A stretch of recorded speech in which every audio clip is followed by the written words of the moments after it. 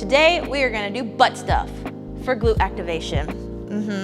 So we're gonna show you a few different of our favorite go-to banded glute exercises that are gonna more so activate and warm up your glutes rather than necessarily build them all together. But in order to get through your compound movements, squatting, deadlifting, hip thrusting, you need to warm up your glutes before you go into that, just so you have a better activation and they're nice and warm. I'm gonna do a variation of an abductor. Abductor means that you're moving your ligaments away from your body.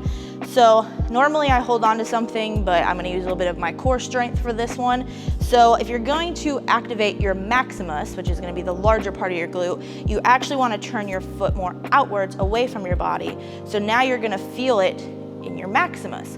Whereas if you were to target your medius, you're going to turn your foot more inward as you're raising your leg up. Now, the other thing I wanna point out is I'm not just raising it up to the side, I'm raising it more up and back. So now I'm really targeting both parts of my glute. Right here, my foot's turned in, so I'm getting the medius. Right here, my foot's turned out, I'm activating the maximus. As soon as I turn my foot, I can feel one part working and then the other part working, but they both go hand in hand. Next one that I'm gonna show you is going to be something that it's been probably my favorite one. I use this in all my workouts, even if I'm not doing like any kind of leg movement, just so I can keep working my medius, is gonna be monster walks. So with monster walks, you can either keep the band around your ankles or in the middle of your shin. I like to keep it right here above my knee, it's just the most comfortable. Plus if you're using one of the cloth bands, it kind of feels weird when it's around your ankles. So with this, you're gonna wanna tilt a little bit forward. I like to keep my hands here, it doesn't really matter. You can do it here, you can do Macarena, it's fine, whatever happiness for you. So when you do the monster walks, you're going to walk in a diagonal step, keeping constant tension on the bands the entire time that you're doing this. And this is going to activate your medius. Your medius is a big stabilizer for when it comes to a lot of movements, like squatting. So a lot of times if you squat and you have what's called a pelvic drop, meaning that you squat down, you're nice and tight here, and then you fall into the hole, you don't have a strong medius. Or if you squat, and as soon as you come up, your knees cave, you don't know how to activate your medius, or you didn't warm it up enough to get it actually going in the squat. So I like to do about 20 forward, 20 back, because when you're targeting the medius, it is a slow twitch fiber, which means that you're going to have to do more reps in order to really get it firing and woken up.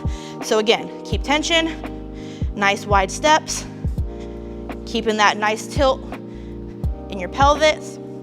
Do front and back. And with these ones, you want to try to keep your feet straight forward. And that's monster walks. This next one, it's gonna look a little funny, but it's a variation of a thrust or a bridge, and this is gonna be frog thrust. So I like to tell my ladies when they're doing this, think of a frog.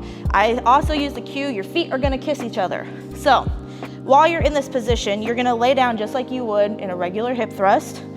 Back goes on the floor. Your legs are externally rotating, so you're already gonna be targeting the medius and the maximus.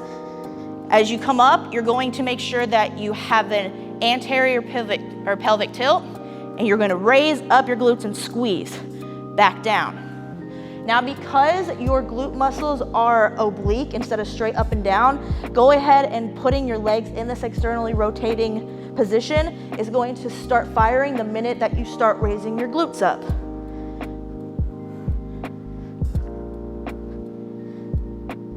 And that's it.